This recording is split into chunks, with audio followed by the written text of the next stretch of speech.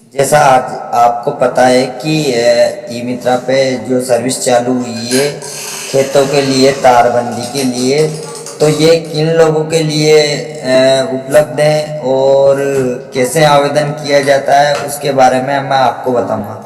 सबसे पहले मैं आपको बता देता हूँ, यूआरएल में rajkisan.rajasthan.government इन पर क्लिक करेंगे और उसके बाद में राज किसान वेब किसान पर क्लिक करेंगे तो आपको यहाँ से भी जा सकते हैं आप किसान के माध्यम से।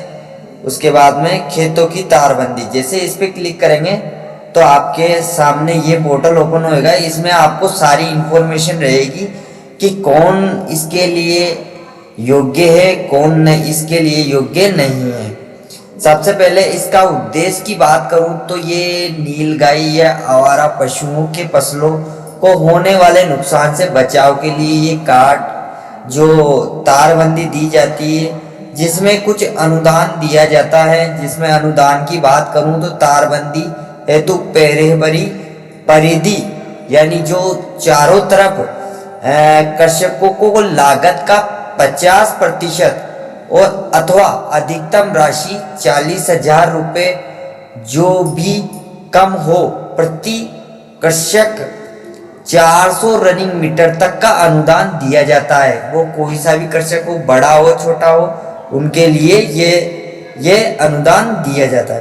पात्र की बात करूं तो सभी श्रेणी के कृषकों को लक्षित कर सामुदायिक आधार पर, जिसमें कम से कम 3 हेक्टेयर कृषि भूमि तथा 3 कृषकों का समूह होना आवश्यक है। इसके अलावा जो गाइडलाइन में भी है वो भी बता दूंगा मैं आपको। आवेदक की प्रक्रिया, आप कृषक नजदीकी ई मित्रा पे जाकर भी इसका आवेदन कर सकते हैं या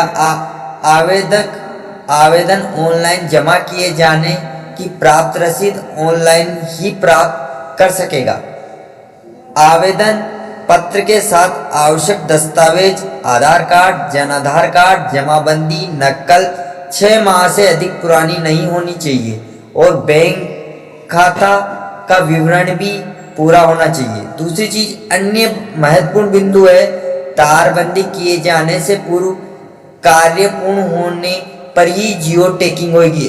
कहने का तात्पर्य ये है कि आप जब भी आप तारबंदी के लिए अनुदान उठाना चाहेंगे तो उस कंडीशन में ही उठेगा जब आपकी तारबंदी कंप्लीट हो जाएगी। उसके बाद जियो टैग होगी और उसके बाद ही अनुदान राशि कृषक के खाते में जमा होगी। कृषक समूह के प्रथम आवेदनकर्ता के आधार पर सामूहिक प्राथमिकता निर्धारित है। आप इन माध्यमों से कर सकते हो कौन कौन इसके लिए पात्र है। बात करूं मैं गाइडलाइन की तो ये गाइडलाइन दी हुई है 25/5/2022 को जारी की गई है कृषि आयुक्तालय पत्र द्वारा कृषक भवन से, जिसमें काफ़ी चीज़ें बताई गई हैं और विस्तार से इसकी पूरी गाइडलाइन का, जैसे पात्र कौन, यानी इसका देखो अभी फिलहाल में ये भी है कि व्यक्तिगत आवेदन हेतु न्यूनतम 1.5 हेक्टर भूमि एक स्थान पर होना आवश्यक है। एक स्थान पर 1.5 हेक्टर भूमि होना आवश्यक है। दूसरी चीज, एक कृषक समूह या एक से अधिक लोग भी इसके लिए अप्लाई कर सकते हैं। इसके अलावा इसमें इस गाइडलाइन में काफी चीजें बताई गई हैं, किस प्रकार से क्या अनुदान मिलेगा, वो चीज भी इसमें अनुदान की सीमा और हर प्रकार की जानकारी इसमें दी है। ये गाइडलाइन आप मैं डिस्क्रिप्शन में डाल दूंगा लिंक, तो उसके माध्यम से भी आप इसे डाउनलोड कर पाएंगे। इसके अलावा समूह में किस प्रकार से मिलेगी उसका भी यहाँ पे पूरा विस्तार से समझाया गया है इस गाइडलाइन में। उसके अलावा कैसे आवेदन करें, कैसे स्टेटस देके अपने ई मित्रा पे, ये सारी चीज़ें इसमें ऑलरेडी कंप्लीट है। अपडेट अगर कोई कमी रहेगी तो उसे सेंड बैक में वो चीज़ भी यहाँ पे निर्धारित की गई है। और दूसरी चीज़, तारबंदी किस प्रकार की होनी चाहिए उसके लिए भी यहाँ पूरा डाटा तैयार करके नक्शे के माध्यम से बता रखी है। कौन सी तारबंदी अलाउ है, कौन सी नहीं है, वो चीज़ भी बता रखी है। उसके अलावा काफ़ी लोगों का है कि किस किस लेवल से, तो इस प्रकार से ये सारी चीज़ें वेरीफाई होती है और इस प्रकार से ही इसका पूरा वर्क फॉलो होता है। इसके अलावा ऑफलाइन फॉर्म की बात करूं तो काफ़ी लोग बोल रहे हैं कि ऑनलाइन फॉर्म ऑफलाइन फॉर्म का क्या है सीन। तो आप ये फॉर्म ऑफलाइन भर के जैसे आप ऑनलाइन करते हैं वैसे इसकी ज़रूरत नहीं है। फिर भी अगर आप डिपार्टमेंट को अगर ये फॉर्म कंप्लीट करके देते हैं तो और बेस्ट है। यहाँ से नॉर्मल ये डिटेल है जिसमें कृषक का नाम, पिता का नाम, ग्राम और पंचायत, तहसील, जिला, मोबाइल नंबर, जाति और आधार, जन आधार कार्ड और उसके कृषक की कक्षा अगर लिखना चाहो तो ठीक, नहीं तो कोई दिक्कत नहीं। सिंचाई हेक्टर कितना है, सिंचित कितना है, ये सारा ही डाटा आप बैंक पासबुक का अकाउंट नंबर सारी चीज़ें आप ये ऑफलाइन तौर पे भी वहाँ पे सहायक निर्देशक के पास पहुँचा सकते हैं। दूसरी चीज़ अब बात करता हूँ मैं ऑनलाइन की। ऑनलाइन किस प्रकार से किया जाता है। सबसे पहले अपन को ई मित्रा ओपन करना है। ई मित्रा में जैसा बताया गया है यूटिलिटी में जाना है। यूटिलिटी में जाने के बाद में आपको यहाँ पे टाइप करना है एग्रीकल्चर सब्सिडी वाला वायर लिखोगे, वायर देके स्पेस करोगे तो ये आ जाएगा कृषि कांटेदार की बाड़ लगाने हेतु सब्सिडी। जैसे इस पे क्लिक करेंगे यहाँ पे थर्ड पार्टी पोर्टल पे ओके बटन पर क्लिक करके आप जाओगे। उसके बाद में आपको यहाँ पे ये पेज शो होगा, इस पे सेंड एनीवे पे क्लिक करना है। उसके बाद में जैसे आगे बढ़ोगे यहाँ पे आपको आपके जन आधार नंबर टाइप करने हैं और सबमिट बटन पे क्लिक करना है। जैसे सबमिट बटन पे क्लिक करेंगे आपका जन आधार ओपन होगा। जैसे मैंने मेरा जन आधार डाला है और यहाँ पे मैंने जैसे ही डाला है यहाँ पे मेरा नाम आ चुका है, तो मेरे नाम जिस नाम को के नाम से करना है उस नाम को सिलेक्ट करना है। यहाँ पे ऊपर आप जन आधार और भामाशाह भी यूज कर सकते हैं। उसके अलावा यहाँ सेलेक्ट करेंगे।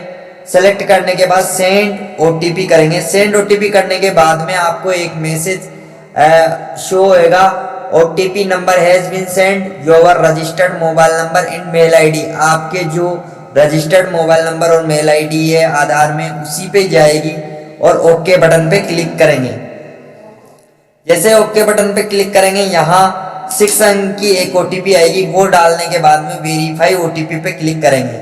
जैसे वेरीफाई ओटीपी पे क्लिक करेंगे आपके कुछ डाटा ओपन होएगा ये वाला, जिसमें काफ़ी योग्यता कि कौन कौन पात्र है कौन पात्र नहीं है उसका पूरा डाटा यहाँ भी बताया गया है। जैसे मैंने वहाँ भी बताया था और यहाँ भी बताया गया। मैं एक बार फिर भी ये सारी चीज़ें बता देता हूँ। आप देखो फर्स्ट पॉइंट है सभी श्रेणी के कृषक तारबंदी योजना के इससे लाभान्वित हो सकते हैं, मतलब सभी इसके लिए अप्लाई कर सकते हैं। सभी श्रेणी के लोग आवेदक कृषक के तारबंदी योजना पूर्व में अनुदान प्राप्त नहीं किया हो, जिसने पहले कभी भी अनुदान नहीं लिया है वो अप्लाई कर सकता है। व्यक्तिगत आवेदन हेतु न्यूनतम 1.5 हेक्टेयर भूमि एक स्थान पर होना आवश्यक है। अगर आप व्यक्तिगत अकेले कर रहे हो तो आपको 1.5 हेक्टेयर भूमि होना अति आवश्यक है। अगर बात करूं मैं समूह में तारबंदी करवाने हेतु एक कृषक समूह 2 हेक्टेयर, मतलब आपकी न्यूनतम अगर एक या एक से अधिक करवा रहे हो तो 2 हेक्टेयर आपकी जमीन होना अति आवश्यक है। बात करता हूं मैं अगले पॉइंट की, तो कृषक स्वयं भूस्वामी नहीं होने की स्थिति में आवेदक कृषक के नेशनल शेयरधारक प्रमाण पत्र, राजस्व हल्का पटवारी प्राप्त प्रस्तुत करना अनिवार्य है। आवेदक कृषक की जमाबंदी नकल देनी होगी जो 6 महीने से अधिक पुरानी नहीं हो, मतलब 6 महीने के अंदर की होगी वही मान्य रहेगी। अनुदान हेतु जनाधार में बैंक खाता चालू हालत में होना चाहिए। आपका जो भी बैंक अकाउंट दोगे वो आपका चालू होना चाहिए। मैं इस पॉइंट को एक बार समझा देता हूं। अगर आपको उसका नक्शा देना है तो उस कंडीशन में उसमें पटवारी, हल्का पटवारी से ही वो सिर साइन के माध्यम से जो रजिस्टर्ड होता है वही मान्य रहेगा। खेतों की वस्तुस्थिति में आधार पर सही प्रकार से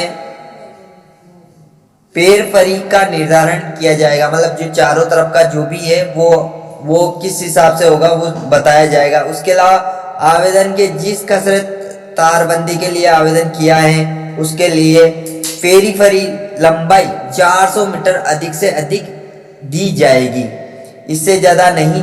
इसके अलावा किसी भी सोसाइटी, स्कूल या मंदिर, धर्म आदि को उक्त योजना का लाभान्वित नहीं किया जाएगा। मतलब कहने का मतलब ये ट्रस्ट, सोसाइटी या स्कूल, कॉलेज, मंदिर आदि होते हैं वो लाभान्वित, इनको इनका अनुदान नहीं मिलेगा। तारबंदी में किसी भी प्रकार का विद्युत करंट प्रोवाइड नहीं किया जाएगा। अगर काफी जगह होता है कि लोग तारबंदी लगाकर उसमें करंट प्रोवाइड करते हैं बिजली का, तो ये नहीं करना होगा उनको। अनुदान प्राप्त करने के उपरांत तारबंदी, रख रखाव, मरम्मत समस्त जिम्मेदारी उसकी स्वयं कर सकी होगी। ये सारे पॉइंट इसमें ऑलरेडी दे रखे हैं, इनको पढ़ के ही आगे आप यहाँ पे टिक मार्क करके और नेक्स्ट करेंगे। जैसे नेक्स्ट करेंगे यहाँ पे एक नोटिफिकेशन आएगा। नोटिफिकेशन में ये लिखा होगा कि आप लघु या सीमांत कृषक श्रेणी में आवेदन करना चाहते हैं तो जनाधार कार्ड में अपनी श्रेणी जुड़वा ले। कहने का मतलब अगर कभी भी आपकी जनाधार में अगर लघु और सीमांत कृषक नहीं हो रहा होगा तो आप इस कैटेगरी में अप्लाई नहीं कर सकते। उसके बाद में आपको यहाँ पे क्रॉस पे क्लिक करना है और आगे बढ़ना है। आगे बढ़ते आपका ये पेज ओपन होएगा जिसमें आधार से अपना डाटा फेज हो जाएगा। डिस्ट्रिक्ट, जो आपकी पंचायत समिति, रूरल, अर्बन, में अर्बन रूरल का हूँ तो रूरल, इंडिविजुअल या ग्रुप में जो भी आप कर रहे हो वो करना है। पिन कोड ऑटोमेटिकली आ जाएंगे। आपको फुल एड्रेस यहाँ पे टाइप करना है। उसके बाद में यहाँ पे आपका जो फार्मर डिटेल्स होती हैं, कृषक डिटेल, उसमें आपकी डिटेल एप्लीकेंट का फोटो भी आ जाएगा यहाँ पे। उसके अलावा यहाँ पे पंचायत जो आपकी सेलेक्ट है, पंचायत सेलेक्ट करनी है। सेलेक्ट करने के बाद में आपका विलेज सेलेक्ट करना है। उसके बाद में मैं यहाँ पे अगर मान लीजिए मैं अदर पे हो रहा, अगर मैं इस्तेमाल करता हूँ मतलब लघु करता हूँ तो जैसे ही करूँगा तो यहाँ पे वो शो कर देगा कि जनाधार कार्ड में आपकी श्रेणी लघु सीमांत नहीं है, कृपया जनाधार कार्ड में सीमांत जरूर डालें। आप लघु सीमांत या जो भी आप कर सके वो आपकी श्रेणी यहाँ पे डालनी होगी। इसीलिए मैं आगे अदर पेड पे ही क्लिक करूँगा। अदर पेड पे क्लिक करके और आगे बढ़ाऊंगा। जैसे आगे बढ़ाऊंगा यहाँ पे खाता संख्या, जो भी खाता संख्या है या खाता नंबर है वो डालना है, कसरा नंबर डालना है। लैंड 2 हेक्टर जैसा मैंने बताया है, 1.5 हेक्टर से कम व्यक्तिगत के लिए नहीं होना चाहिए, 1.5 हेक्टर से ऊपर होना चाहिए और 2 हेक्टर समूह के लिए है। उसके अलावा जो फार्मर की जो सेल्फ आपके नाम से है या फिर कोई और के, तो वो चीज़ आपको यहाँ पे मेंशन करनी। इसके अलावा नक्शा एंड कसरा वेरीफाई बाय पटवारी, तो पटवारी के माध्यम से जो नक्शा होता है तो उसमें यहाँ पे स्कैन कॉपी आपको जो बाय पटवारी से साइन के माध्यम से वेरीफाई होती है उसकी स्कैन कॉपी यहाँ पे अपलोड करनी होगी। यहाँ पे आपको जमाबंदी अपलोड करनी होगी। अगर कोई और भी डॉक्यूमेंट आपको अपलोड करने हैं, जैसे मान लीजिए आपको आधार कार्ड, जनाधार, बाकी और कुछ, तो ऐड करके और यहाँ पे सेल्फ डिक्लेरेशन जो आपकी घोषणा होती है, डिक्लेरेशन, वो करके और आपको सेव ड्राफ्ट करके और फाइनल सेव करना है। जैसे फाइनल सेव करेंगे उसके बाद में एक मैसेज शो होगा, क्या आप वाकई इस एप्लीकेशन को स्थायी रूप से सेव करना चाहते हैं। इस एप्लीकेशन को सेव करने के बाद भी बदलाव की अनुमति नहीं दी जाएगी। मतलब आप जब ये फाइल सेव कर दोगे तो इसे चेंज नहीं कर पाओगे, इसलिए यहाँ पे टिक करना है फाइनल सबमिट पे। करने के बाद में आपका इस प्रकार से आपका टोकन आ जाएगा और टोकन आके और प्रिंट आउट ले सकते हैं। जैसे प्रिंट आउट लेंगे आप यहाँ रिपोर्ट पे टिक करेंगे तो आपका जो भी आपने किया है फॉर्म, वो फॉर्म का स्टेटस यहाँ पेंडिंग शो व्यू करके आप इसकी डिटेल देख सकते हैं। इस प्रकार से आप यहाँ पे अपना आवेदन अप्लाई कर सकते हैं। काफ़ी अच्छा है और मेरा मानना है कि आपको सारी चीज़ें ये समझ में आई होगी और मैं आपको आशा करता हूँ कि ये तारबंदी की जो मैंने गाइडलाइन जारी की है इसमें आपको सारी चीज़ें समझ में आई होगी। धन्यवाद।